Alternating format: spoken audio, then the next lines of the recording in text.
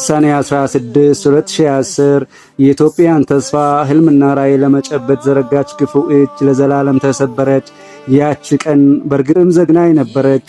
በሀገር ራዕይ፣ በድሆች ተስፋና በኢትዮጵያ ሁለንተናዊ ብልጽግና ላይ የተሰነዘረች ክፉ እጅ። ሆኖም ያቺ ክፉ እጅ በመሰበሯ የኢትዮጵያ ምስኪን እናቶች ልጆቻቸውን ያለምንም ስጋት ወደ ትምህርት ቤት መላክ ችሏል። ለምን ቢባል የተማሪዎች ምገባ ፕሮግራም የገጠማቸውን ችግር ስለፈታላቸው። በቀን አንድ ጊዜ እንኳን መመገብ ያልቻሉ ዜጎች አሁን በቀን 2 ጊዜ እንዲመገቡ የምገባ ማዕከላት ተከፍተዋል። ቤቶቻቸውን ማደስ ያልቻሉ ወገኖች በበጎ አድራጎት ስራዎችና መሰል ፕሮግራሞች አማካይነት ደስተኛ ሆኗል።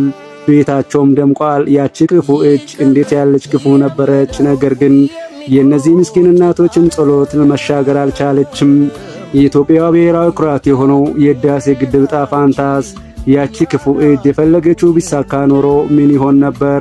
ምናልባትም በበረሃ ቁጥቋጦ ተሸፍኖ ይሆን? ያንን ማሰብ አልፈልግም። ሆኖ በሁላችንም ደም ውስጥ ያለው በሁሉም ኢትዮጵያዊ ደምና አጥንት የተገነባው ብሔራዊ ኩራታችን ከብዙ ፈተናዎች በኋላ ስራ ጀምሯል። ከዚህም አልፎ በዚህ ዓመት መጨረሻ ላይ ሙሉ ለሙሉ ተጠናቆ ይመረቃል ተብሎ ይጠበቃል። በስንዴ ራስን ለመቻል እንቅስቃሴ ስንጀምር በራያችን ላይ ተቀለደ፣ ተዘባበቱበት። ነገር ግን ህልማችን ቅዠት አልነበረም።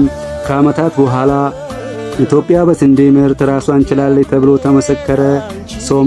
ሰው በምግብ ራሱን ከቻለ መዝናናት ያምረዋል ብለን የመዝናኛ ስፍራዎችን ለመገንባት ራዕይ ያደረግን። ገበታ ለሀገር የሚል ስምም ተሰጠው። በወቅቱ በብዙ ክፉ እጆች ቢጮህም ዛሬ ግን በሚሊዮኖች የሚቆጠሩ የሚዝናኑበት የመዝናኛ ስፍራ ሆኗል።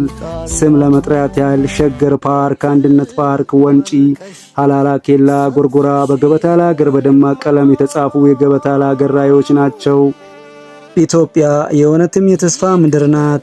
ምክንያቱም የትኛውም የክፋት እጅ ሊያሸንፋት አልቻለም። ከተማ የተጀመሩ የሌማት ትሩፋቶች የኢትዮጵያውያን ጀግንነትና አንድነት የተገለጸበት የአፍሪካ ብርሃን በዓለም ላይ ያሉ ጥቁሮች ሁሉ ነጭ በጥቁር እንደሚሸነፍ ያዩበትና በነጻነት አንገታቸውን ቀና ያደረጉበት የአድዋ መታሰቢያ ሙዚየም የተገነባውና ብሔራዊ የአመራር ጥበብ ጀግንነትና አንድነት ምልክት ሆኖ ያበራው በፈጣሪያና በኢትዮጵያን ጸሎት እንደሆነ ዛሬ ይሰማኛል። ትውልድ ታሪኩን እንዲያውቅ መጥፎንም ከክፉ እንዲለይ ከብዙ ዓመታት በኋላ ብሔራዊ ታሪካችን አቧራውን አራግፎ በብሔራዊ ቤተ መንግሥት ታድሶ እንዲጎበኝ የተደረገው እነዚያ የክፋት በሮች መዘጋታቸው እንደሆነ ሳስብ እጅግ ይደንቀኛል። ከሁሉም በላይ ግን ሴራው የተሰራባት አዲስ አበባ እንደ 18 ዓመት ኮረዳ ተሽቀርቅራ የክፉ መንፈስን ከእግሯ በታች አድርጋ ደምቃ ስትታይ እውነት፣ ራዕይ፣ ተስፋ ሁሌ መሸናፊ እንደሆኑ ይሰማኛል። የክፉ እጆች መሰበር ለኢትዮጵያ ያመጡ በረከቶች እነዚህ ብቻ አይደሉም። የቴክኖሎጂ ሽግግር፣ የተቋማት ሪፎርም ሰፊውን ድርሻ ይወስዳሉ። ስለ ሀገራችን መልካሙን እናስብ። ሀገር ከጥቅማችን በላይ እንደሆነች እናስብ። ከተባበርን ክፉ እጆች ሽባ ይሆናሉ፣ የተዘጉ በሮች ይከፈታሉ።